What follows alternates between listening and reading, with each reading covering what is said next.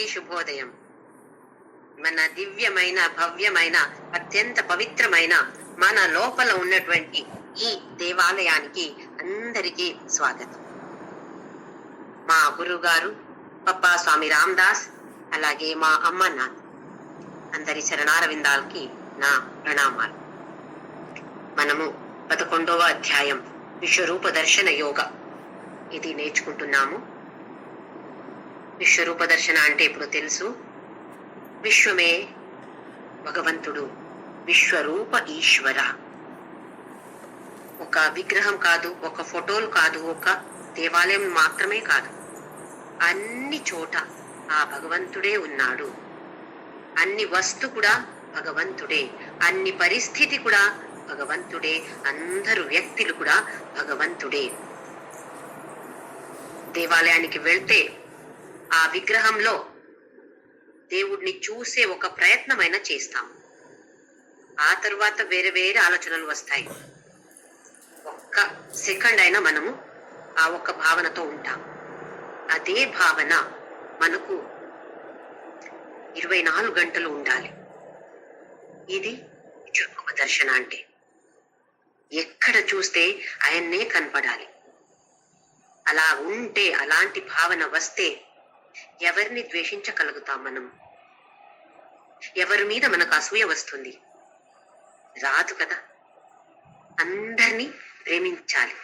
అయితే మనం ఈశ్వర చూడాలి, రూపంలో ఈశ్వరుని చూడాలి అంటే అందరిని ఫస్ట్ ప్రేమించాలి. ఎవరి మీద ద్వేష, అసూయ లాంటిది ఏమి ఉండకూడదు. ఈ ప్రయత్నమైనా మనం చేయొచ్చు. మనకిప్పుడు ఎవరో నాకు నచ్చరు, ఈ వ్యక్తి అంటే నాకు అంత ఇష్టం లేదు, ఆ వ్యక్తి మీద దృష్టి పెట్టి ఈ వ్యక్తిలో నా కృష్ణుడు ఉన్నాడు, నా సాయిబాబా ఈ వ్యక్తిలో ఉన్నాడు, వ్యక్తి లోపల ఉన్నటువంటి ఆ ఆత్మ అనేది, నా లోపల ఉన్నటువంటి ఆత్మ అది వేరే, ఇది వేరే కాదు. ఇలాంటి ఒక్క ట్రైనింగ్ మనము, శిక్షణ రోజు రోజు రోజు రోజేంటి క్షణ క్షణము మనము మన మనసుకి ఇవ్వాలి. లేదా మనస్సు అటు ఇటు అటు ఇటు, ఇంద్రియాల్ని అటు ఇటు గుర్రాలు ఎలాగ వెళ్తాయో అలాగే తీసుకువెళ్తుంది ఈ మనస్సు అన్ని ఇంద్రియాల్ని. అది తిను, ఇది చూడు, అది చెయ్యి, ఇది చెయ్యని చెప్తూ ఉంటుంది. మనము మన మనస్సుని కంట్రోల్లో పెట్టకపోతే అలాగే ఎక్కడెక్కడో వెళ్ళిపోతాం. మన అధ్యాత్మ పథంలో ఉండము.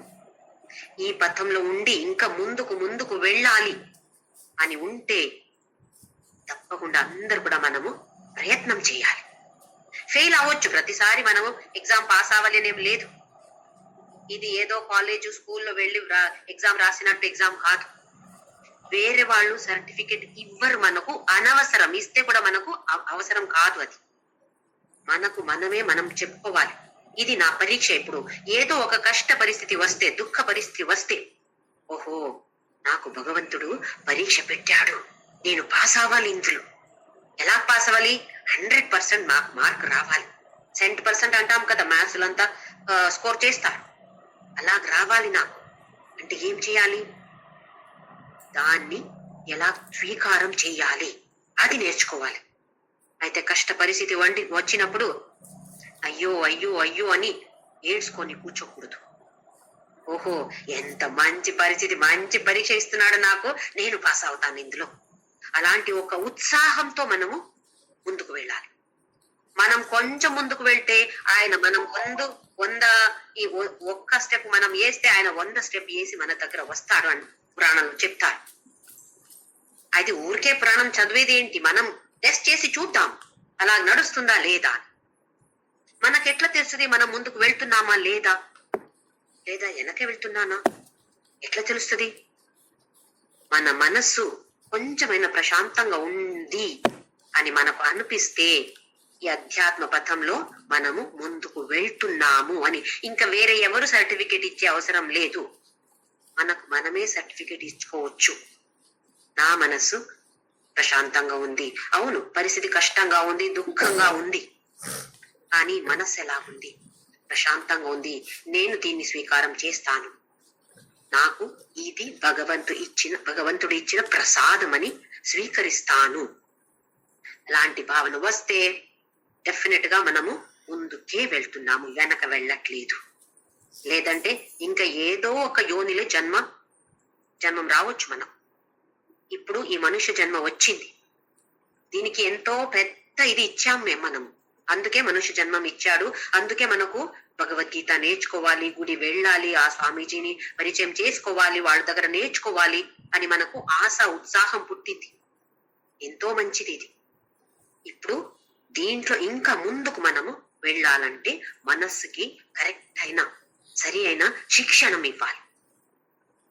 అందుకే భగవద్గీత ఇవన్నీ నేర్చుకొని అర్థం తెలుసుకొని దాన్ని మనము అనుసరించాలి. అది మనకు చాలా చాలా ఇంపార్టెంట్. తెలిసిన వాళ్ళు చాలా మంది ఉన్నారు, అనుసరించే వాళ్ళు చాలా చాలా తక్కువ. ఆ తక్కువ మందిలో మనం ఎందుకు రాకూడదు? ఉండని, తక్కువ మంది ఉండని. రష్ లేదు అక్కడ. జాతరకు వెళ్తే విపరీతంగా రష్ ఉంటుంది, కొన్ని చోట వెళ్తే అస్సలు ప్రశాంతంగా ఉంటుంది. ఎందుకు? జనాలు ఎక్కువ లేరు. అలాగే ఇలాంటి అనుసరించే వాళ్ళు చాలా తక్కువమంట.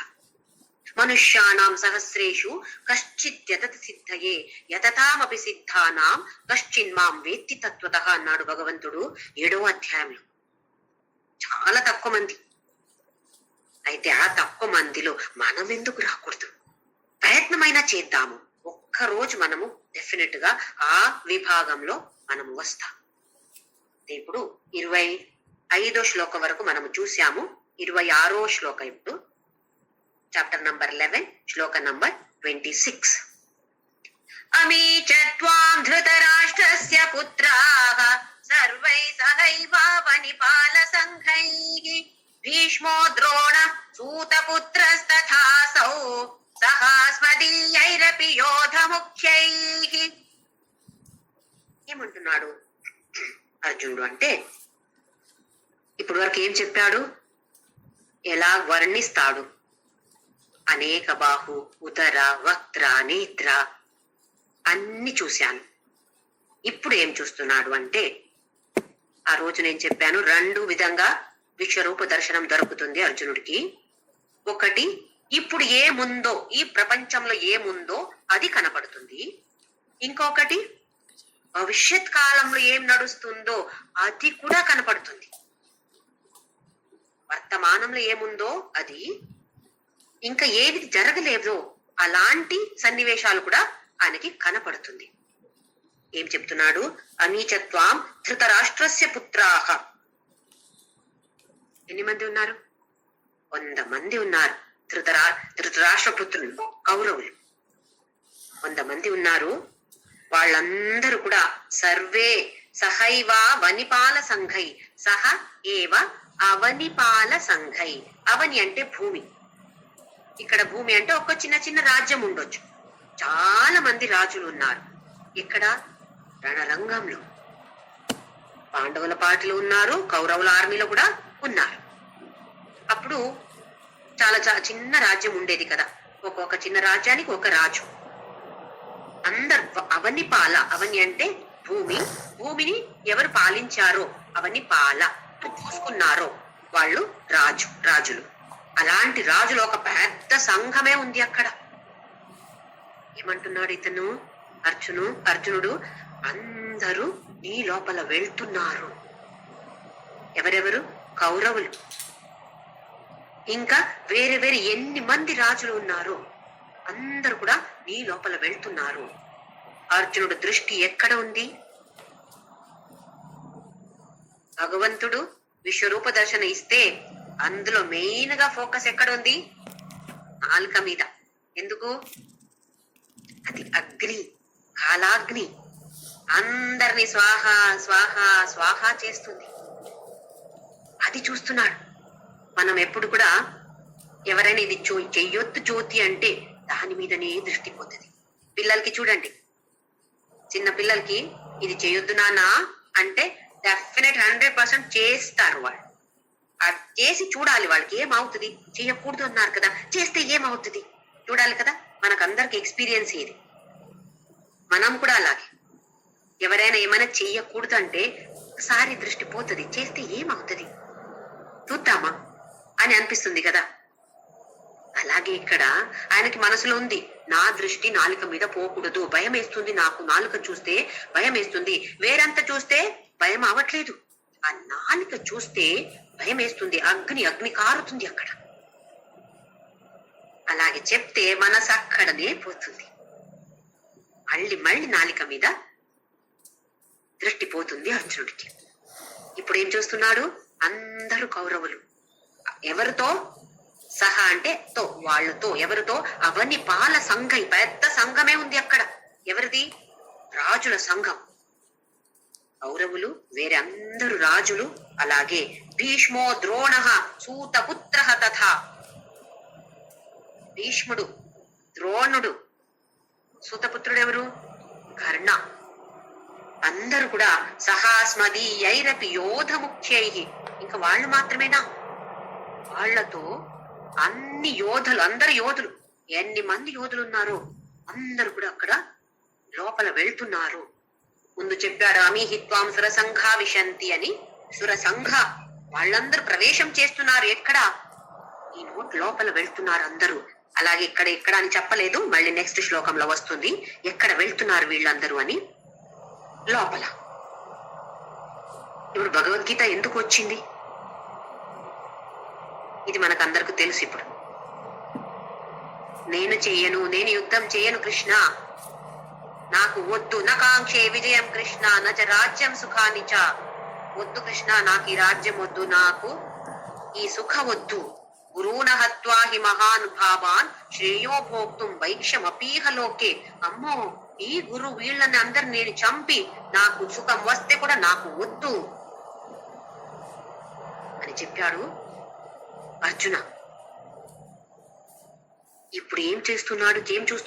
వాళ్ళని చంపలేను నేను కృష్ణ, అందుకే నాకు ఇది యుద్ధం వద్దు, నేను ఇక్కడి నుంచి వెనక వెళ్తున్నాను, పరిగెత్తపోతున్నాను నేను అని అన్నాడు.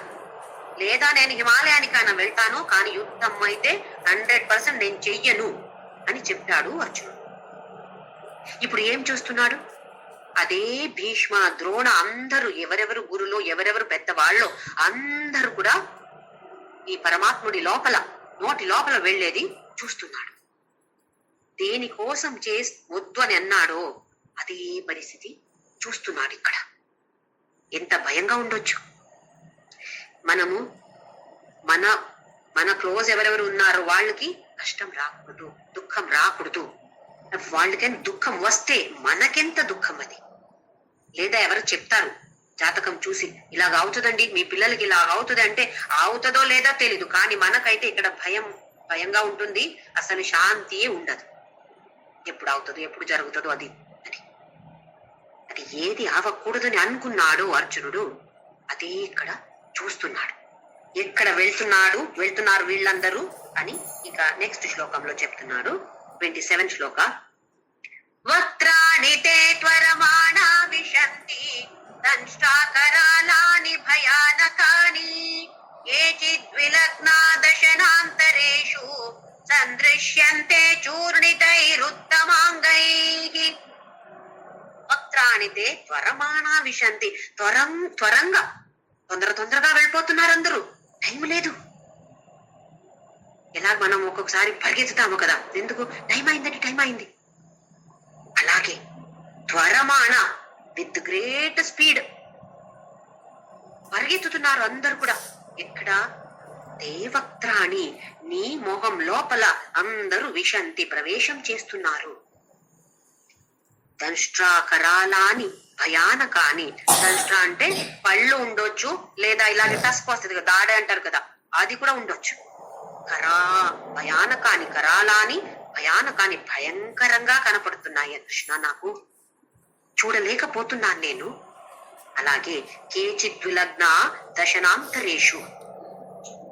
దశన అంటే పళ్ళు అంతర గ్యాప్ ఉంది కదా, పళ్ళులో మనకు గ్యాప్ ఉంటుంది కదా, అందులో సందృశ్యంతే చూర్ణితై రుత్తమాంగై. కొన్ని మంది ఎలా ఉన్నారు అంటే ఈ గ్యాప్ లోపల ఉన్నారంట. మనం లోపల పోతామంటే ఏంటి? భగవంతుడు మనల్ని అని తింటున్నాడు. ఎలాగంటే మనం ఇప్పుడు పల్లి తింటాం చూడండి, నాకు ఒక బౌల్లో పల్లి ఉంది అంటే సినిమాను ఏదో చూస్తూ చూస్తూ ఒకటొకటే నోట్లో వేసుకోవచ్చు. ఇలాగే ఇలాగే టక్ టక్ టక్ అని తినేసి తర్వాత మళ్ళీ అలాగే వేసుకోవచ్చు. లేదా ఒక్కసారి ఇలా పట్టుకొని ఒకేసారి వేసుకొని ఒక 10 వేసుకొని తర్వాత చేసి మింగుతాను. అప్పుడు ఏమవుతుంది?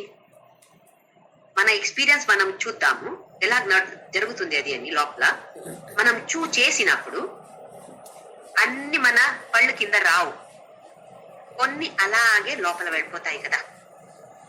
ఏదో 1-2 పీస్ అవ్వచ్చు, కానీ ఫుల్ పౌడర్ గా అవ్వదు. కొన్ని అవ్వచ్చు, కొన్ని అవ్వదు. అదే అంటున్నాడు చూర్ణిత. చూర్ణ అంటే ఇక్కడ పౌడర్. కొందరి అంగాలు ఎలాగ అవుతుంది అంటే పౌడర్ అవుతుంది లోపల. అలా ఇలా చేసినప్పుడు మనం పల్లి తినప్పుడు ఒక ఉదాహరణ మనం తీసుకోవచ్చు. అన్ని పల్లీలు ఒకే విధంగా పౌడర్ అవ్వదు. కొన్ని ఒక హాఫ్ కట్టాయి ఉండొచ్చు, లోపల వెళ్ళిపోతుంది. కొన్ని మంచిగా పౌడర్ గా అయి తరువాత మింగుతాం మనం. అయితే ఇక్కడ ఏమంటే మనని తింటున్నాడా భగవంతుడు? ఇది ఊరికే ఒక కంపారిజన్ అంతే, తింటున్నాడు అని కాదు. కొందరికి చాలా కష్టాలు వస్తాయి, కొందరికి కొంచెం తక్కువ కష్టాలు వస్తాయి. కొందరు డైరెక్ట్ గా ఎలా టాబ్లెట్ తీసుకుంటామో గుళమ్మ అలా లోపల వెళ్ళిపోతారు, ఏమి అవ్వకుండా వెళ్ళిపోతారు. అంటే వచ్చిన వాళ్ళు వెళ్ళాల్సిందే. మనం పుట్టామా, మనకు మరణం అనేది 100% గ్యారంటీ. జన్మం ఉంటే మరణం 100% గ్యారంటీ. ఎలా లోపల ఇక్కడ మరణం అంటే మళ్ళీ లోపల వెళ్తాము అని. ఎలా వెళ్తాము? ఇక్కడ దాకా ఈ వెనక పళ్ళలో వచ్చామా, అమ్మ బాగా ఇలాగెలా చూచేస్తాడు మమ్మల్ని. అంటే బాగా చాలా కష్టాలు ఇస్తాడు అంటే ఆయన ఇచ్చేది కాదు, మనమే దాన్ని తీసుకువచ్చేది. తర్వాత చూద్దాం ఎట్లా అని. ఇది ఒక ఉదాహరణగా చెప్తున్నాను నేను. ఇక్కడ ఏం చెప్పారంటే చూర్ణితై రుత్తమాంగై కేచిద్ విలగ్న దశనాంతరేషు. ఆ గ్యాప్ లో ఉండొచ్చు. కొందరు గుళమ్మని లోపల పోతారు, కొందరు అక్కడికే బాగా కష్టాలు. చూడండి, కొందరికి హార్ట్ ప్రాబ్లం ఉంది, షుగర్ ప్రాబ్లం ఉంది, బీపీ ఉంది, కొలెస్ట్రాల్ ప్రాబ్లం ఉంది, ఇంకా అక్కడ కాళ్ళు నొప్పి, ఇక్కడ ఏమేం ప్రాబ్లమ్స్ ఉన్నాయి అవన్నీ వాళ్ళు వచ్చాయి. కొందరు అందరూ అలాగే ఉంటారా? లేదు. కొందరికి వేరేదో రోగం ఉండొచ్చు, కొందరికి ఏ రోగము లేదు. తినట్లేదా? వాళ్ళు బాగా తింటారు, అయితే కూడా ఏ రోగం రాలేదు వాళ్ళకి. అది ఎలా ఉంది? ఒక పల్లి లోపల అలాగే పోయింది కదా, మింగాం కదా మనము, అలాగే వెళ్ళిపోయింది. ఆ వ్యక్తి అలాగే లోపలికి వెళ్ళిపోయాడు. తింటున్నాడు అంటే తింటాడు అని కాదు, మనము మళ్ళీ అక్కడికే వెళ్ళిపోతాము. వెళ్ళిపోయినప్పుడు ఎలా వెళ్తాము, ఉండినప్పుడు కూడా ఎలా ఉంటాము, వెళ్ళిపోయినప్పుడు కూడా ఎలా వెళ్తాము. ఇక్కడ ఉండినప్పుడే ఆయన చేస్తున్నాడంటే మనం ఇప్పుడు ఏంటి నడిచేది మనకు, అది కూడా ఆయన మనల్ని బాగా అని చేస్తున్నాడు. కొందరికి కష్టాలు రావు, కొందరికి ఎక్కువ కష్టాలు వస్తాయి, కొందరికి తక్కువ కష్టాలు వస్తాయి. అవి అన్ని చూస్తున్నాడు అర్జునుడు. ఇప్పుడు ఇలా ఉంది ఈ విశ్వరూప దర్శన. అందరు అక్కడ లోపల, అమ్మో అందరిది తల చక్కని పౌడర్ అయిపోయింది అక్కడ. కొందరు సాయ్యాన్ని లోపల వెళ్ళిపోయారు. అవి అన్ని అక్కడ చూస్తే భయమేస్తుంది. ఎవరిని చూశాడు? భీష్మ, ద్రోణ అందరూ వెళ్ళేది చూశాడు. ఇప్పుడు ఏమవుతుంది? ఫస్ట్ అద్భుతంగా కనపడింది ఇదే విశ్వరూప దర్శన, ఇప్పుడు భయంకరంగా కనపడుతుంది. భయభీతితో అర్జునుడు ఇలాగ అవుతున్నాడు.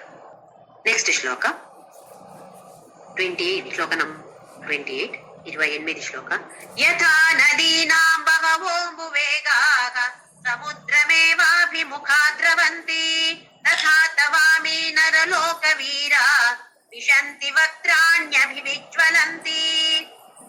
ఇక్కడ మళ్ళీ ఒక ఉదాహరణ ఇచ్చారు. ఎలాగంటే యథా నదీనాం బహవోంబువేగాః.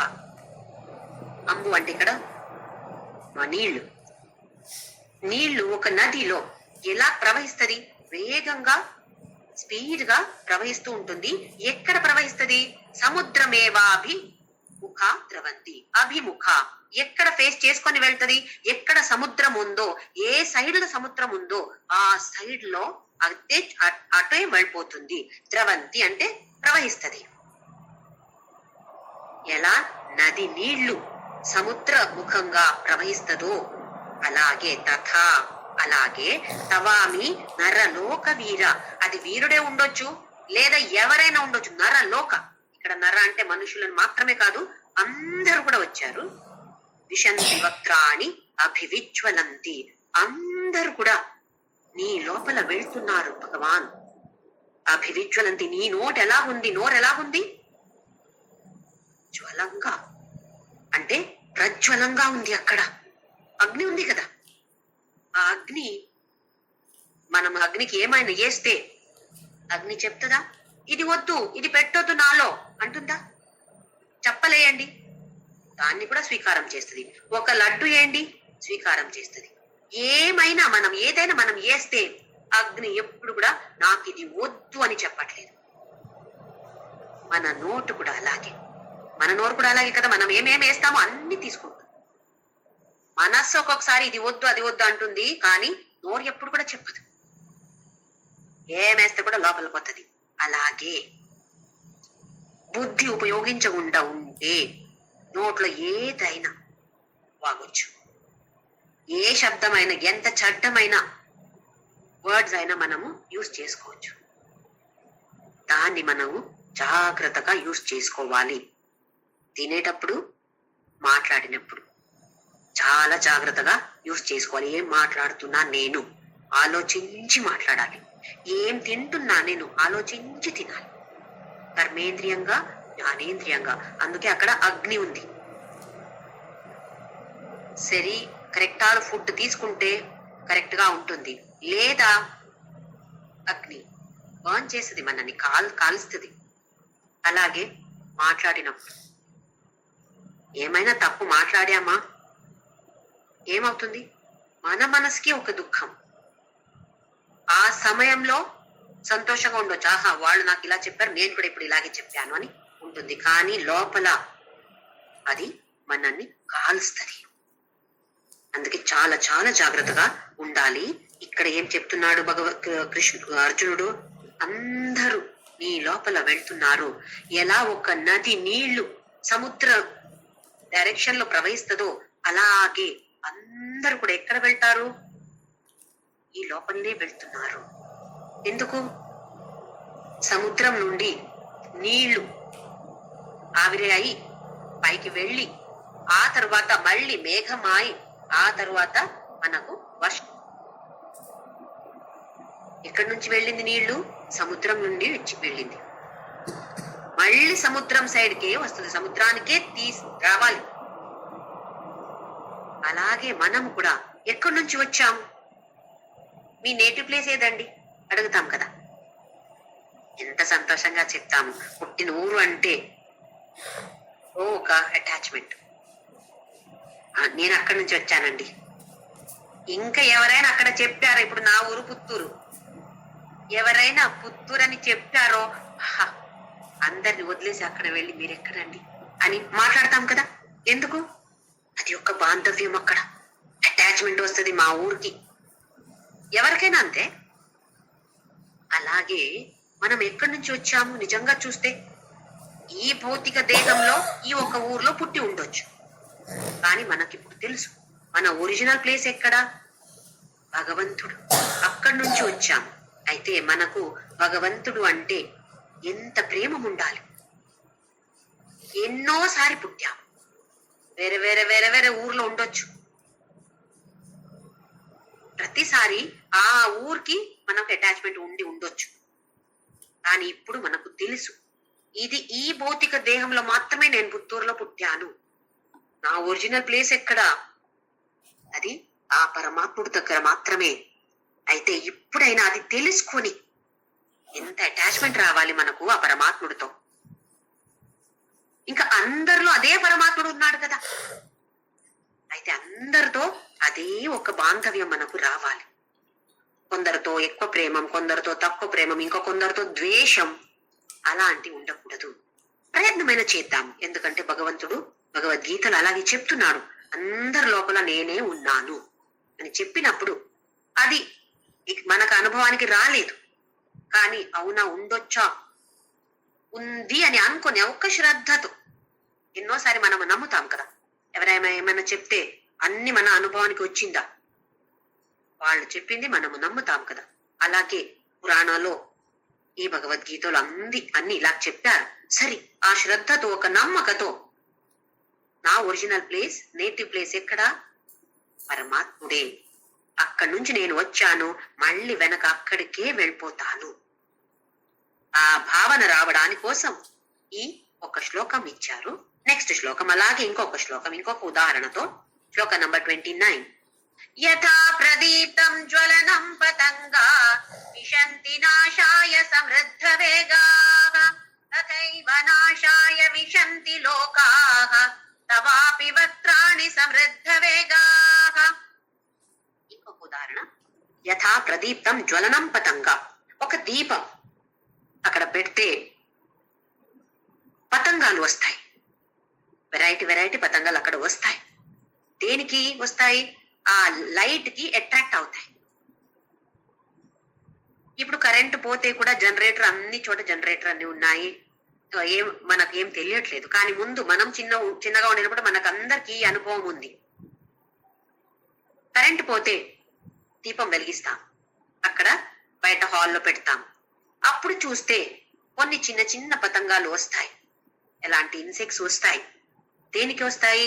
అక్కడ లైట్ బ్రైట్ గా ఉంటుంది కదా, దానికి అట్రాక్ట్ అయి వస్తాయి. ఆ తర్వాత ఏమవుతాయి? కాలిపోతాయి కదా, బర్న్ అవుతాయి. లేదా అక్కడ నూనె ఉంటే ఆ నూనెలో పడి చనిపోతాయి. మనకేమో చూస్తే చీ ఎందుకైనా వస్తాయో, ఎందుకంటే మనకు తెలుసు కదా చనిపోతాయి అని అనిపిస్తుంది కదా. మనము కూడా అదే కేటగిరీలో మనం కూడా ఉన్నాం. ఈ ప్రపంచం అంటే ఎంతో అట్రాక్టివ్ గా కనపడుతుంది. మన కుటుంబ, మన ఇల్లు, మన ఫ్రెండ్స్, నా బ్యాంక్ అకౌంట్, అందులో ఎంత ఉంది, నా ఎంత ఎన్ని ఆభరణాలు ఉన్నాయి, ఇవన్నీ చాలా అట్రాక్టివ్ గా కనపడుతుంది. కానీ అందులో ఆ అట్రాక్షన్ లో పడి మనము కూడా కాలిపోతున్నాం. ఎక్కడ దృష్టి పెట్టాలో అక్కడ దృష్టి పెట్టట్లేదు. ఇది తెలుసు మనకు, కానీ బయటికి రాలేకపోతున్నాం. అందుకే ఉదాహరణ ఇచ్చారు. యథా ప్రదీప్తం జ్వలనం పతంగా విశంతి నాశాయ సమృద్ధ వేగాః. బాగా వేగంగా వస్తాయి, చుట్టూ చుట్టూ రౌండ్ రౌండ్ రౌండ్ తిరుగుతాయి, తర్వాత ఢమ్మని పడిపోతాయి. మనం కూడా అదే చేసేది. మళ్ళీ మళ్ళీ మళ్ళీ మళ్ళీ వస్తాము, తిరుగుతాము, మళ్ళీ వెళ్ళిపోతాము, మళ్ళీ వస్తాము, తిరుగుతాము, వెళ్ళిపోతాము. ఇదేయా జీవితం అంటే? ఇదేనా? కాదు అంటుంది భగవద్గీత. యథైవ నాశాయ విశంతి లోకాః తవాపి వక్త్రాణి సమృద్ధ వేగాః. ఎలా పతంగాలు వస్తాయో, దీపం దగ్గర ఎలా వస్తాయో, అలాగే అందరూ ఎక్కడి నుంచో ఏదో మ్యాగ్నెట్ అట్రాక్ట్ చేసినట్టు అమ్మో అక్కడి నుంచి ఇక్కడి నుంచి అందరు జనాలు ఈ లోపల వెళ్తున్నారు. ఇక్కడ ఈ నాలుక అనేది కాలతత్వాన్ని, కాలా నలసన్నిభాని అని చెప్పారు. 25వ శ్లోకాలు. దృష్ట్వైవ కాల నలసన్నిభాని దంష్ట్రాకరాలాని చతే ముఖాని. కాలాగ్ని. ఇక్కడ కాలతత్వం అంటే అగ్ని అలాగే ఉంది. రెండు విధంగా శక్తులున్నాయి, ఒకటి సృష్టి, ఒకటి లయం. మనకేమో సృష్టి కావాలి, లయం వద్దు. మనము లేదా ఎవరైనా పుట్టాలి, కానీ చనిపోకూడదు. చనిపోతే ఏడుస్తాం, చాలా బాధ మనకు, దుఃఖం మనం. ఇక్కడ భగవంతుడు ఏం చెప్తున్నాడు అంటే, కాల అనేది రెండు విధంగా పనిచేస్తుంది, సృష్టి, లయ. సృష్టిని నువ్వు స్వీకారం చేస్తావో లయని కూడా అలాగే స్వీకారం చేయాలి. సృష్టిని ఎలా స్వీకారం చేస్తావో అలాగే లయాన్ని కూడా స్వీకరించాలి. అది చేయగలుగుతామా? ప్రయత్నమైనా చేయొచ్చు. ఏదైనా వస్తు తీసుకున్నప్పుడు ఎంత సంతోషం. అదే అది ఎవరైనా తీసుకు వెళ్తే లేదా ఏదో ఆయనది పోయింది అంటే ఎంత బాధపడతాం. ఇది భగవంతుడు చెప్తాడు. అలా కాదు. కాలతత్వం అనేది రెండు విధంగా పనిచేస్తుంది. ఒక్కటి నీవు తీసుకుంటావా, ఇంకొకటి కూడా తీసుకోవాలి అలాగే, లేదా రెండు కూడా తీసుకోవద్దు. సృష్టి అయినప్పుడు కూడా సంతోషం లేదు, లయ అయినప్పుడు కూడా సంతోషం లేదు అంటే పర్వాలేదు. సృష్టి అయినప్పుడు సంతోషం, లయం అయినప్పుడు నాశమైనప్పుడు దుఃఖమా? ఇది సరియా? అంటే పుట్టేది అనేది ఎలా మంగళం అంటారో చనిపోయేది కూడా మంగళమే. అమంగళం అనేది లేదు. లేదా సృష్టిని అమంగళం అంటావా? లయమైతే కూడా అమంగళమే. పునరపి జననం పునరపి మరణం పునరపి జనని జఠరే శయనం. అదే తత్వాన్ని మనము కొంచెమైనా ప్రాక్టీస్ చేసే ప్రయత్నం చేద్దాము. మన దగ్గర ఒక చీర కొన్నాను నేను, చాలా సంతోషం పడ్డాను. అదే ఆ చీర పోయింది, ఏదో అయింది, ఇస్త్రీ చేసినప్పుడు కాలిపోయింది, లేదా ఎవరో ఎత్తుకుపోయారు, ఎక్కడో మిస్ అయింది. అప్పుడు బాధపడకూడదు. అంటే నిర్లక్ష్యంగా ఉండాలి అని కాదు, పోతే పోని అలా కాదు. మన జాగ్రత్తగా మనం ఉండాలి. కానీ అది పోతే భగవంతుడు ఇచ్చాడు, భగవంతుడే తీసుకున్నాడు. ఆ భావంతో మనము జీవించాలి. ఇది కాలాగ్ని తత్వ అంటే ఇదే. రెండు కూడా సేమ్, సమానంగా స్వీకరించాలి. మనం ఎలాగుంటాము? ఎవరైనా పుట్టితే ఎంత సంతోషం, ఎవరైనా చనిపోతే ఎంత బాధంగా ఉంటుంది. ద్వంద్వాన్ని స్వీకరించడం మనం ప్రాక్టీస్ చేసుకోవాలి. అలాంటి పరీక్షలు మనకు భగవంతుడు ఇస్తూ ఉంటాడు.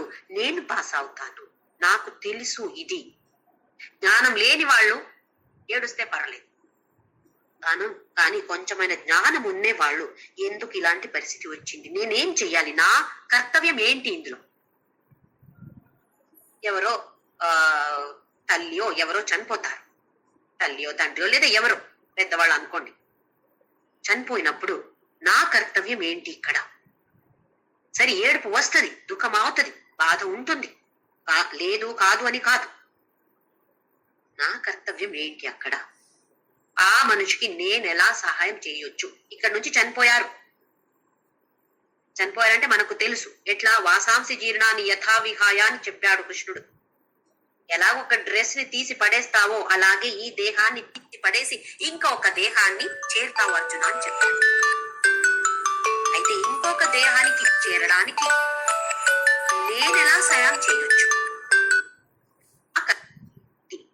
ప్రాక్టికల్ గా మనము ఆలోచన చేయాలి, ఇమోషనల్ గా కాదు. ఇమోషనల్ గా మనం చేస్తే భగవద్గీత చదివి ఏ లాభం లేదు. కొంచెమైన ఇమోషన్స్ ని కంట్రోల్లో పెట్టుకొని ఇటు ఏం చేయాల్సింది నేను, అది మనం చూసుకోవాలి. కొంచెమైన ప్రయత్నం చేస్తే ముందుకు వెళ్తాం కదా. లేదు నేను ఇలాగే అంటే భగవద్గీత అవసరం కాదు. అది అలాగే పడేయొచ్చు, లేదా ఊరికే పఠనం చేసుకొని మంచిగా పూజ చేసి సిల్క్ క్లాత్ తో కట్టి పూజ చేయొచ్చు. ఆరతి చేస్తే చాలు.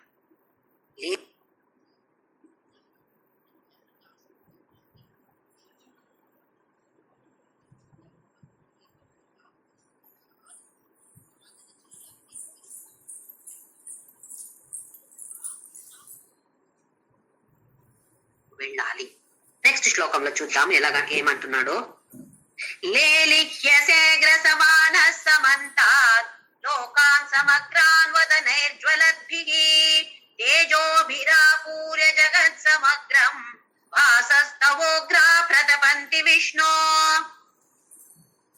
ఎలా కనిపిస్తున్నాడు భగవంతుడు అర్జునుడికి అంటే, లేలిహ్యసే గ్రసమానః సమంతాత్ లోకాన్ సమగ్రాన్ వదనైర్జ్వలద్భిః. హే కృష్ణ, నువ్వు ఎలా కనిపిస్తున్నావు నాకు అంటే, నువ్వు అందరినీ ఇప్పుడు ఒక ఆ ఆకు పెట్టి మనం వడ్డిస్తాం కదా, అలాగే అందరూ కనపడుతున్నారు. ఆకు అంటే మొత్తం ప్రపంచం అనుకోండి. అందరూ ఒక్కొక్క ఐటమ్ గా కనపడుతున్నారు. ఒకరు పిక్కులు, ఒకరు స్వీటు, ఒకరు ఇంకొక కర్రీ, ఆ కర్రీ కర్రీ కూర ఉంటాయి కదా. చాలా మనం వడ్డిస్తాం కదా. ఒక ఫంక్షన్ కు వెళ్తే అరటి ఆకులు ఎలా పెడతారు, ఇక్కడ ఇక్కడ ఇక్కడ ఒక్కొక్క ప్లేస్ ఉంది. అన్నం ఇక్కడ, చారు ఇక్కడ అని పెడతారు కదా, పోస్తారు కదా మనకు. అలాగే అన్ని ఐటమ్స్ ఉన్నాయి అనుకోండి. ఎవరు ఈ ఐటమ్స్? తినే ఐటమ్స్ ఎవరు? మనమందరూ. ఒక ఐటమ్ నేను, ఒక ఐటమ్ మీరందరూ, వేరే వేరే వేరే ఐటమ్స్. ఎన్ని ఐటమ్స్ ఉన్నాయో. అయితే ఎలా కనపడుతున్నాడంట అర్జునుడికి, ఒకటి ఒకటి తీసి మనం తింటాం కదా, ఒకేసారి అన్ని తినగలుగుతామా? ఇది తీసుకొని ఆహా బాగుంది, ఇది తీసుకొని బాగుంది, ఇది బాగుంది, ఎంత బాగుంది అని అంటాం కదా. అలాగే లేలిషియస్ అంటే లిప్స్ స్మాకింగ్ అంటాం కదా. ఎంత బాగుంది, ఎంత టేస్టీగా ఉంది. అలాగే కృష్ణ నువ్వు అలా చేస్తున్నావు. తినేటప్పుడు మనం చేస్తాం కదా, అలాగే మనమందరూ ఐటమ్స్ అక్కడ. ఎవరు వంట చేశారు? వేరే వాళ్ళు ఎవరు కాదు, కృష్ణుడే, పరమాత్ముడే వంట చేశాడు. వంట చేస్తూ చేస్తూ చేసిన తర్వాత తింటాడు కదా. వంట చేసేది అతనే. వంట అంటే మనల్ని అందరినీ, కుకింగ్ నడుస్తుంది అక్కడ, మనమందరం అక్కడ ఉన్నాము, అందులో ఫ్రై అవుతున్నాము అందరూ కూడా. కొందరు ఈ సలాడ్ ఉంటుంది కదా, దానికి ఫ్రై చేసి ఏమి అవసరం లేదు, ఊరికే కట్ చేసి మిక్స్ చేసి పెడితే సలాడ్ అయిపోతుంది. ఇంకా కొన్ని ఆలు ఫ్రై, బాగా ఫ్రై అవ్వాలి, అది బ్లాక్ బ్లాక్ అవ్వాలి. అదే మనకందరికి అదే అయ్యేది. ఇప్పుడు అందరూ బ్లాక్ అయిపోతున్నాం అందులో. అంటే కష్టం, అందరూ కష్టపడితే ఈయనేమో ఎంత బాగుంది అంటున్నాడంట. అలాగా అర్జునుడికి కనపడుతున్నాడు కృష్ణుడు. లేలిహ్యసే గ్రసమానసమంతా, అందరిని పెట్టుకొని బాగా మంచిగా నువ్వు తింటున్నావు, స్వాహ స్వాహ చేస్తున్నావు. ఎలా? ఆహా అని లోకాన్ సమగ్రాన్ వదనే జ్వలద్భిహి, నీ మొహం లోపల అంటే నోట్లో జ్వాల ఉంది కదా, అది ఆహా అని బాగా రిలీజ్ చేస్తుంది ఫుడ్ ని. అలా నాకు కనపడుతుంది. తేజోభిరాపూర్య జగత్ సమగ్రం, ఈ తేజస్సు ఆపూర్య అంటే అన్ని చోట ఫిల్ అవుతుంది. ఈ తేజస్సు ఎలా ఉందంటే, నువ్వు తింటున్నావు అయితే కూడా నీ తేజస్సు అన్ని చోట అక్కడ ఇక్కడ అంత ఫిల్ అయింది. వాసస్తవోగ్ర ప్రతపంతి విష్ణు, ఉగ్రంగా కనపడుతున్నావు. అమ్మో నాకేమో సౌమ్యంగా కనపడట్లేదు కృష్ణ, నువ్వు ఉగ్రంగా కనపడుతున్నావు. ప్రతపంతి విష్ణు, దహిస్తున్నావు. హే విష్ణు, ప్రపంచం మొత్తం నిన్ను దహిస్తున్నావు. అంటే మరణం, మళ్ళీ అందరిని తినేస్తారు అంటే మరణమే కదా. మనకెలా ఉంది అంటే, మరణం అంటే అమంగళం, ఎవరు మాట్లాడకూడదు. ఎవరైనా చనిపోయారంటే అయ్యమ్మో వాళ్ళ గురించి మాట్లాడకూడదండి, అది అమంగళం. ఇంకా పెళ్లి ఉంది, ఫిక్స్ అయింది మా ఇంట్లో, వేరే వాళ్ళు ఎవరో చనిపోయారంటే ఇక్కడ మాట్లాడకూడదండి, అది ఆ న్యూస్ చెప్పకూడదు. ఎందుకు? మంగళ కార్యం ఉందండి మా ఇంట్లో, మీరేంటి అమంగళం గురించి మాట్లాడుతున్నారు? అమంగళం కాదు, మరణం అనేది అమంగళం కాదు. కొందరు ఇన్సూరెన్స్ తీసుకుంటారు చూడండి, ఎవరైనా నేను చనిపోతే నా తరువాత ఎవరికి రావాలి, అది ఉంటుంది కదా లైఫ్ ఇన్సూరెన్స్ పాలసీస్. అది కూడా మాట్లాడరు కొందరు. ఎందుకు? అమ్మో మాట్లాడకూడదు, అలా మరణం గురించి మాట్లాడకూడదు.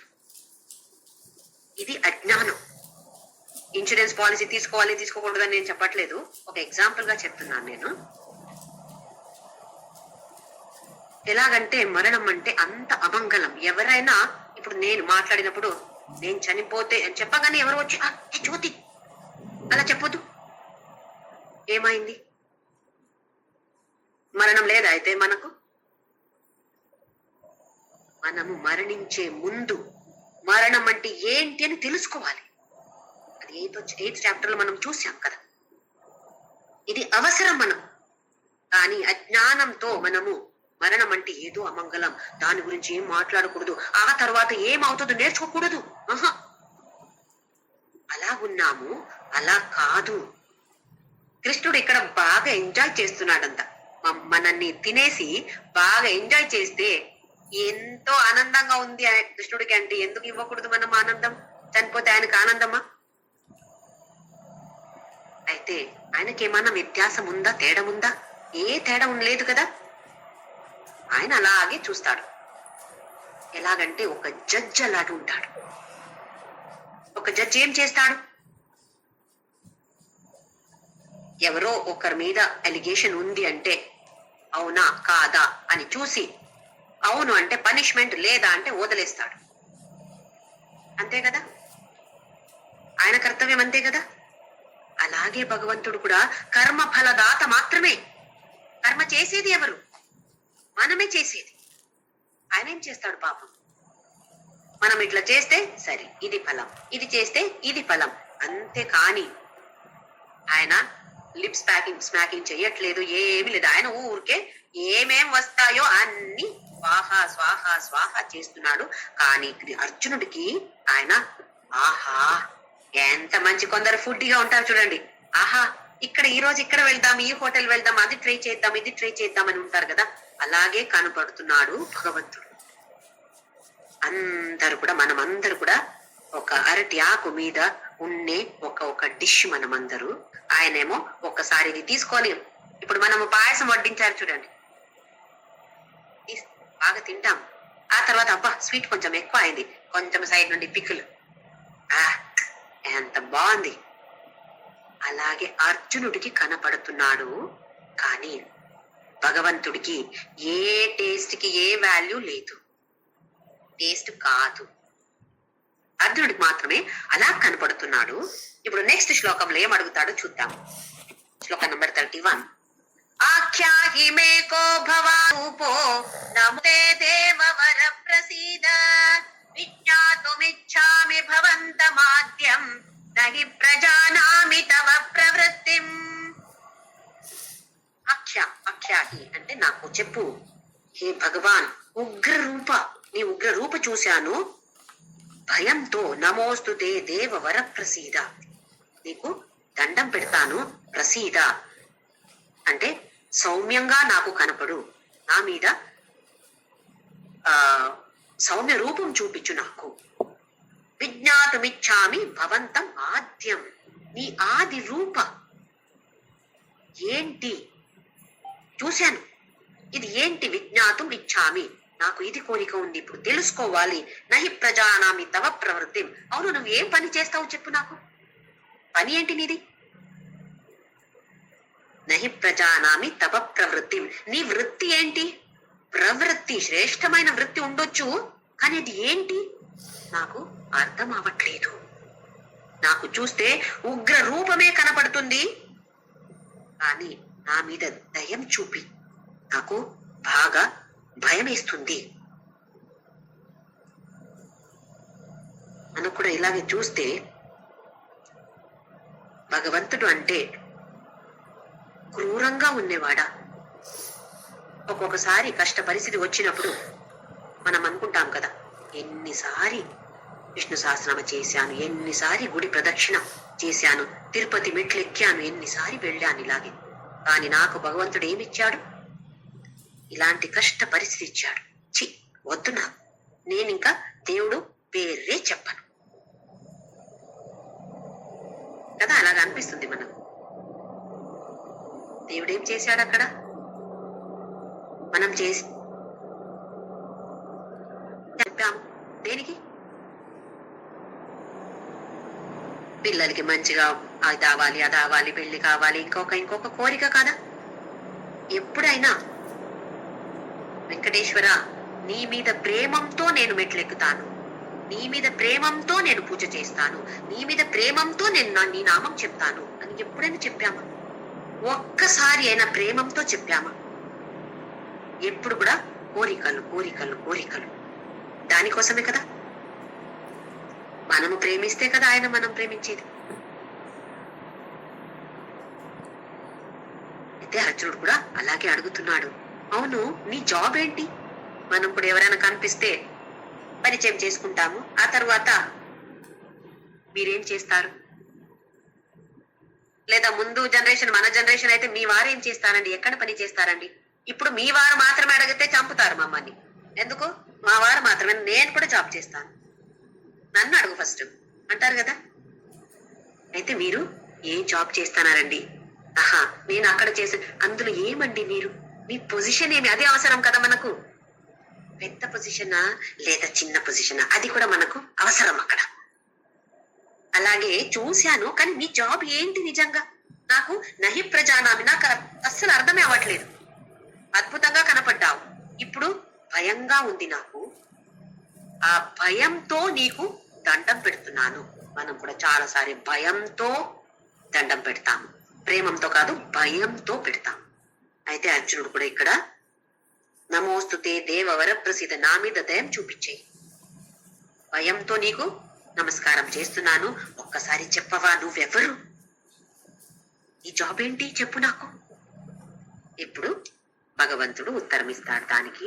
శ్రీ భగవాన్ ఉవాచ కాలోస్మి లోకక్షయ కృత్ ప్రవృద్ధో లోకాన్ సమాహర్తుమిహ ప్రవృత్తః ఋతేపి త్వాం న భవిష్యంతి సర్వే ఏవ స్థితా ప్రత్యనీకేషు యోధాః. ఎవరు నేను? కాలః అస్మి, మహాకాలః అస్మి, మహాకాలుడు నేను. లోకక్షయకృత్ ప్రవృద్ధో, లోకక్షయకృత్ చేయడానికి, దేనికి ఇప్పుడు నేను వెళ్తున్నాను? లోకక్షయ, నాశం చేయడానికి నేను బయలుదేరాను. ఇప్పుడు స్టార్ట్ అవుతుంది నా పని. ఇప్పుడు అంటే ఇప్పుడు స్టార్ట్ అవుతుంది అని అట్లా కాదు, ఈ రణరంగంలో నాకేం పని ఇప్పుడు? స్వాహ స్వాహ స్వాహ చేసేది. లోకక్షయ, ఎందుకు లోక అంటాడు అంటే అక్కడ 11 అక్షోహిణి 11 అక్షోహిణి సైన్యం కౌరవులది, 7 పాండవులది, 18 అక్షోహిణి. ఒక్క అక్షోహిణి అంటే దాదాపు 2.5 lakhs మంది ఉంటారంట. 2.5 lakhs మల్టిప్లైడ్ బై 18, చూడండి ఎన్ని మంది ఉన్నారు అక్కడ. అప్పుడు ఉండే జనాలే తక్కువ కదా, ఇప్పుడు అలా పాపులేషన్ ఇప్పుడైతే చాలా పెరిగింది, అప్పుడు తక్కువ ఉండింది. అందులో ఎన్నో లక్ష మంది అక్కడ యుద్ధ రంగంలో ఉన్నారు. అంటే ఆల్మోస్ట్ లోకక్షయకృత్ ప్రవృద్ధో, నేను దానికి ఇప్పుడు మొదలు పెట్టాను. ప్రవృద్ధో, ఇంకా లోకాన్ సమాహర్తు మిహ ప్రవృత్తః, నా పని ఏంటి? లోకక్షయ చేసేది, హంతు లోకాన్ని సంహారం చేసేది, ఎలా సృష్టి చేసేది నా పనియో అది చెప్పాను ముందే, సృష్టి నేనే చేస్తాను అని. అలాగే లయం చేసేది కూడా నా పని. నేను ఇప్పుడు కాలాగ్ని అలాగే ఉన్నాను. ఋతేపి త్వాం న భవిష్యంతి సర్వే ఏవ స్థితా ప్రత్యనీకేషు యోధాః. ఋతేపి త్వాం, నువ్వేమనుకుంటున్నావు? నువ్వు వాళ్ళని చంపబోతున్నావు. నువ్వు ఇప్పుడు చెయ్యకపోతే, వితౌట్ యు, ఋతేపి అంటే వితౌట్ యు, వితౌట్ త్వాం అంటే నువ్వు ఇప్పుడు చేయకపోతే కూడా భవిష్యంతి సర్వే, అందరు కూడా ఏమవుతారు? ఏవ స్థితా ప్రత్యనీకేషు యోధాః, నా భవిష్యంతి, వాళ్ళందరూ ఉండరు. నువ్వు లేకపోతే కూడా, నువ్వు యుద్ధం చేయకపోతే కూడా. ఇక్కడ అనిక, ప్రత్యనీక, అనిక అంటే సైన్యం, ప్రత్యనీక ప్రతి అనిక అంటే ఆ సైన్యం ఈ సైన్యం, శత్రుల సైన్యం నీ సైన్యం, ఎవరు కూడా యోధులు ఎవ్వరు ఉండరు. నువ్వు యుద్ధం చేస్తే ఉండరు, యుద్ధం చేయకపోతే ఉండరు. ఎందుకు? నేను వాళ్ళ ఫైల్స్ క్లోజ్ చేసేసాను ఆల్రెడీ. చేస్తావా? యుద్ధం చేస్తావా? నీ కర్తవ్యం చేస్తావా? నువ్వు నీకే మంచిది. లేదా పరిగెత్తుతానారు కృష్ణ అంటావా? వెళ్ళు, పరిగెత్తు. కానీ స్వధర్మమపి చావేక్షం న వికంపితుమర్హసి, అవకూడదు. నువ్వు ధర్మం నువ్వు చెయ్యాలి. లేదా అవాచ్యవాదాంశ బహున్ వదిష్యంతి తవ దాహ, నీ గురించి అందరూ అవాచ్యంగా మాట్లాడతారు. కీర్తివంతుడు నువ్వు, కీర్తి అంతా జీరో అయిపోతుంది. ఇప్పుడు హీరో ఉన్నవాడు జీరో అయిపోతావు నువ్వు. నెక్స్ట్ శ్లోకంలో తస్మాత్ త్వముత్తిష్ఠ యశో లభస్వ జిత్వా శత్రూన్ భుంక్ష్వ రాజ్యం సమృద్ధం మయైవేతే నిహతాః పూర్వమేవ నిమిత్తమాత్రం భవ సవ్యసాచిన్. తస్మాత్ అందుకే త్వం ఉత్తిష్ఠ లే అర్జున, లే అంటే యుద్ధం చేయి అర్జున. యశో లభస్వ నీకు యశస్సు లభిస్తుంది. ఎట్లా? భీష్ముడు ద్రోణుడు వాళ్ళకి ఎంత ఎంత పెద్ద అస్త్రాలు ఉండింది వాళ్ళ దగ్గర ఉంది. వాళ్ళని కూడా నువ్వు చంపావు అంటే అమ్మో ఎంత యశస్సు అది, ఎంత కీర్తి, ఎంత పరాక్రమి అర్జునుడు అంటారు అందరు కూడా. జిత్వా శత్రూన్ పుంక్ష్వ రాజ్యం సమృద్ధం. శత్రున్ జిత్వా విజయం నీకే, వాళ్ళంతా చంపేసి నువ్వు గెలుస్తావు. పుంక్ష్వ రాజ్యం సమృద్ధం మొత్తం రాజ్యం అంతా నీకే, దాన్ని బాగా ఎంజాయ్ చేయి నువ్వు. మయైవేతే నిహతా పూర్వమేవ ముందే వీళ్ళందరిని కూడా నేను చంపేశాను. నిమిత్త మాత్రం భవ ఏ సవ్యసాచిన్, నువ్వు నిమిత్త మాత్రం భవ. చాలా ఇంపార్టెంట్ అయిన లైన్ మనకిది. నిమిత్త మాత్రం భవ సవ్యసాచిన్. సవ్యసాచిన్ అంటే అర్జునుడి పేరు. సవ్య అంటే లెఫ్ట్ హ్యాండ్, లెఫ్ట్ సైడ్. ఎలా పరాక్రమి అర్జునుడు అంటే లెఫ్ట్ సైడ్ లో, లెఫ్ట్ హ్యాండ్ లో కూడా, లెఫ్ట్ చేయితో కూడా యుద్ధం చేస్తారంట. అందుకే సవ్యసాచిన్ అని పేరు అతనికి. అంటే చాలా పరాక్రమి అని చెప్పడానికి మనం చెప్తాం కదా, ఓ అదేంటి నేను లెఫ్ట్ హ్యాండ్ కూడా చేయొచ్చు అంటే అంత ఈజీ కదా అని. యుద్ధం అంటే అంత సులభం అర్జునుడికి, అందుకే సవ్యసాచి అని పేరు. ఎడం చేతులతో కూడా అలాగే యుద్ధం చేయగలుగుతాడు కాబట్టి సవ్యసాచి అని పేరు. నిమిత్త మాత్రం భవ అన్ని చేశాను నేను. మయైవేతే నిహతా పూర్వమేవ వాళ్ళని అందరు నేను చంపేశాను ఆల్రెడీ. నువ్వేంటి ఊరికి యాక్షన్ చేస్తే చాలు. మన సినిమాలు చూస్తాం కదా, వీళ్ళన్ని చంపుతాడు హీరో, నిజంగా చంపుతాడు అక్కడ? చంపినట్టు యాక్షన్ చేస్తాడు. ఎందుకంటే అక్కడ డైరెక్టర్ చెప్పారు, మనం ఈ హీరో యాక్షన్ చేసినప్పుడు విలన్ అక్కడ పడిపోయి చనిపోయినట్టు యాక్షన్ చేస్తాడు. ఎందుకు? డైరెక్టర్ చెప్పారు. అదే ఇక్కడ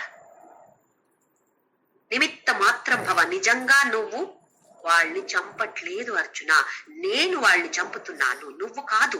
నువ్వు ఒక ఉపకరణం మాత్రమే అక్కడ, ఒక సాధనం మాత్రమే. పరికర అంటాం కదా, ఒక పరికరం మాత్రమే నువ్వు అక్కడ. నువ్వు చంపేది కాదు. నువ్వు అనుకుంటున్నావు నేను యుద్ధం చేసి వాళ్ళని చంపుతాను. ఆహా, నువ్వు కాదు. ఇక్కడ ఈ ఒక్క లైన్తో కొంచెం మనము ఆలోచన చేద్దాం. ఒక విధంగా చూస్తే నేను ఒక పరికర మాత్రమే, ఒక సాధన మాత్రమే అంటే చేసేది ఎవరు? పరమాత్ముడు కదా. ఈ పరమాత్ముడు ఈ పని చేస్తాడు అంటే ఈ కర్మఫలం ఎవరికి వెళ్ళాలి? పరమాత్ముడికి వెళ్ళాలి కదా. నాకెందుకు? నేను పరికరం మాత్రమే కదా. ఉదాహరణకి ఒక కార్ యాక్సిడెంట్ అయింది. యాక్సిడెంట్ అయింది అంటే ఎవరి మీద కేసు పెడతారు? కార్ మీద పెడతారా, డ్రైవర్ మీద పెడతారా?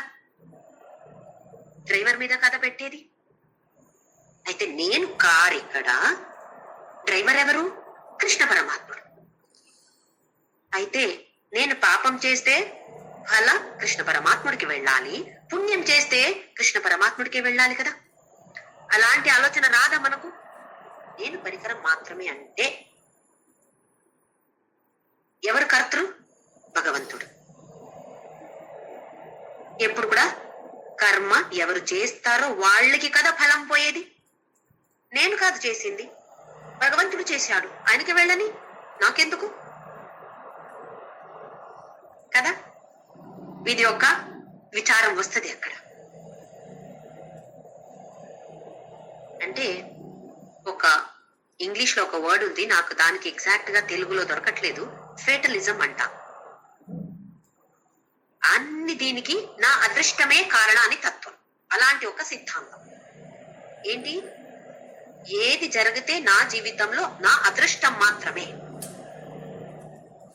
సరే తీసుకోవచ్చు, అలాంటి సిద్ధాంతం తీసుకోవచ్చు. కానీ మనకెప్పుడు ఒక స్వ ఇచ్ఛతో స్వబుద్ధితో బుద్ధిని ఉపయోగించి నాకు ఒక చాయిస్, ఒక తీసుకునే అవకాశం ఎప్పుడు ఉందో అప్పుడు నా అదృష్టం అని ఎలాగైనా బిహేవ్ చేయొచ్చు కదా. ఎవరినో చంపొచ్చు నేను, ఎందుకు? నేను కాదు చేసేది, భగవంతుడు చేస్తాడు, నా అదృష్టం ఇలాగే ఉంది చెప్పొచ్చు కదా. చెప్పి చంపొచ్చు, అలా భగవంతుడి మీద పెట్టొచ్చు. ఇది పలాయనవాద అంటారు. ఏదైనా తప్పు జరిగితే అది భగవంతుడు చేశారండి, నేను ఒక పరికరం మాత్రమే. మంచిది జరిగితే భగవంతుడు జ్ఞాపకంకే రాడు, నేను చేశాను.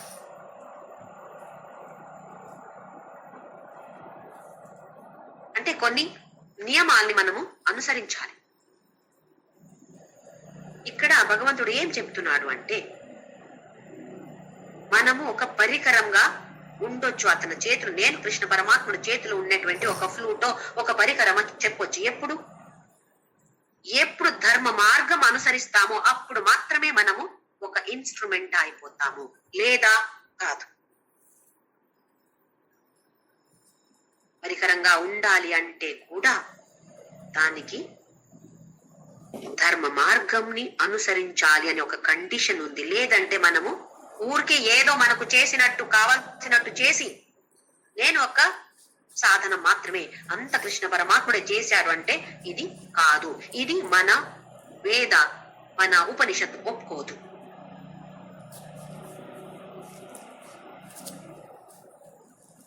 మనకు అవకాశాలు ఇస్తారు, భగవంతుడు ఇస్తాడు.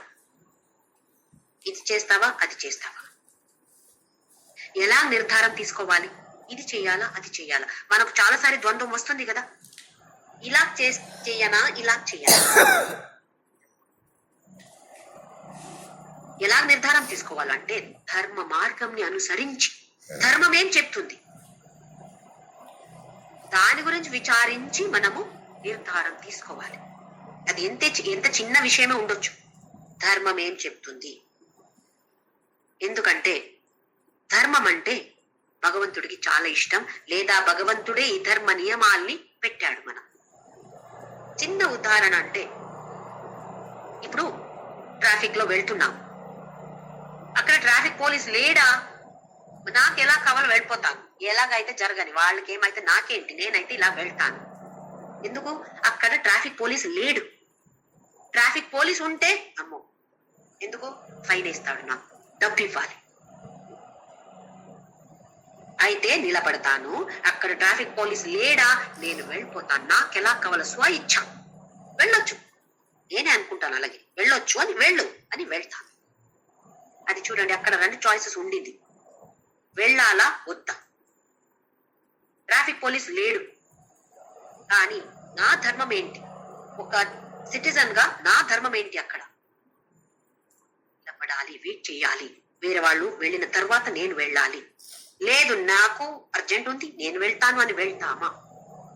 2 ఉన్నాయి కదా చాయిసెస్, అక్కడ దేన్ని తీసుకుంటాము? ఇది ఒక చిన్న ఉదాహరణ. అక్కడ భగవంతుడు ఉన్నాడు, కనపడుతున్నాడు అంటే ఒక నిర్ధారం, అక్కడ ఎవరు కనపడట్లేదు అంటే ఇంకో నిర్ధారం. అంటే మనము ధర్మ మార్గంలో వెళ్ళట్లేదు. ధర్మ మార్గాన్ని మనం అనుసరిస్తే మనము డెఫినెట్ గా ఆ భగవంతుడి చేతిలో ఉన్నటువంటి ఇన్స్ట్రుమెంట్స్ అవుతాం. నాకెలా కావాలో అలా బిహేవ్ చేసి నేను భగవంతుడి చేతిలో ఉన్నటువంటి ఒక ఇన్స్ట్రుమెంట్ నేను అంటే అది తప్పు.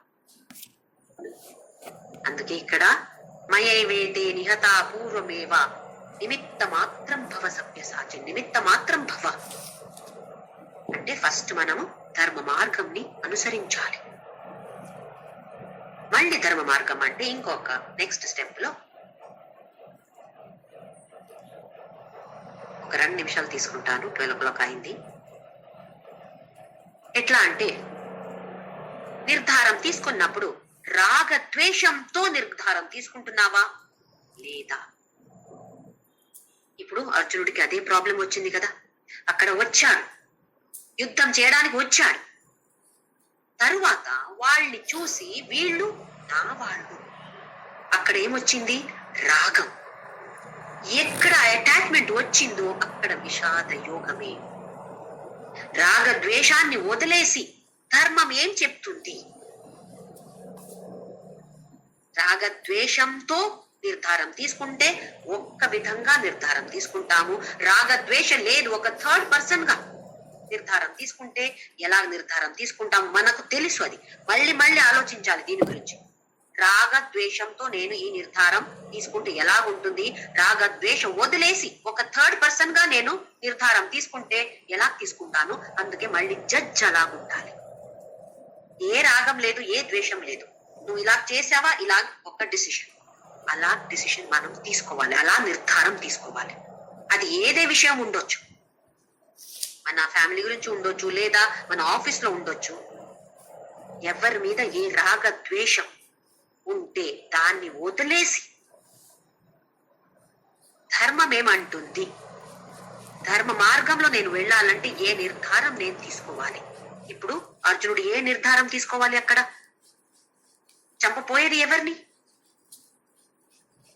నా వాళ్ళని. అయితే నేను యుద్ధం చేయాలా వద్దా? రాగద్వేషంతో డిసిషన్ తీసుకుంటే, నిర్ధారం తీసుకుంటే అర్జునుడు చెయ్యకూడదు. రాగద్వేషం వదిలేసి కర్తవ్యం ఏంటి, ఈ పరిస్థితిలో నా కర్తవ్యం ఏంటి అని ఎనలైజ్ చేస్తే ఏం చేయాలి? యుద్ధం చేయాల్సిందే అర్జునుడు. చూడండి ఎంత డిఫరెన్స్ ఉంది అక్కడ. రాగద్వేషంతో యుద్ధం చేయకూడదు, రాగద్వేషం వదిలేసి నా కర్తవ్యం ఏంటి అని ఆలోచిస్తే యుద్ధం చేయాలి అర్జునుడు. అందుకే భగవంతుడు ఇక్కడ చెప్తున్నాడు, మయైవేతే నిహతా పూర్వమేవ.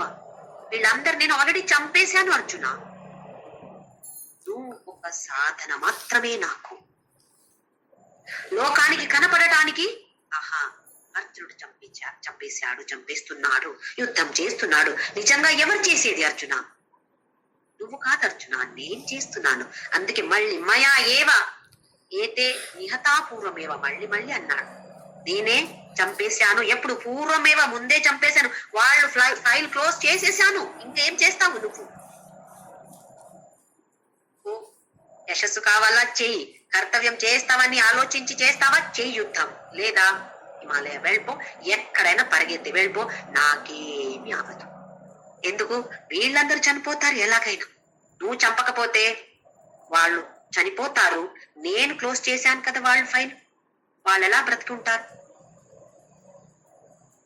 మనమందరికి కూడా ఇది ఒక చాలా చాలా మంచి ఒక లైన్. నిమిత్త మాత్రం భవ, మన పేరు పెట్టుకుందాం అక్కడ, నిమిత్త మాత్రం భవ జ్యోతి. నువ్వు ఒక సాధనం మాత్రమే, చేసేది అంత నేనే. నువ్వెప్పుడు సాధనం అవుతున్నావు నా చేతిలో? ధర్మ మార్గం అనుసరిస్తే మాత్రమే నువ్వు ఒక ఇన్స్ట్రుమెంట్ అయిపోతావు నా చేతిలో, లేదా నువ్వు ఇన్స్ట్రుమెంట్ కాదు. అయితే ఎవరెవరు ధర్మ మార్గం అనుసరిస్తారో వాళ్ళు మాత్రమే ఇన్స్ట్రుమెంట్స్ అని మనము అనుకోవాలి. మనము కూడా కొంచెం ఆశ ఉంది కదా.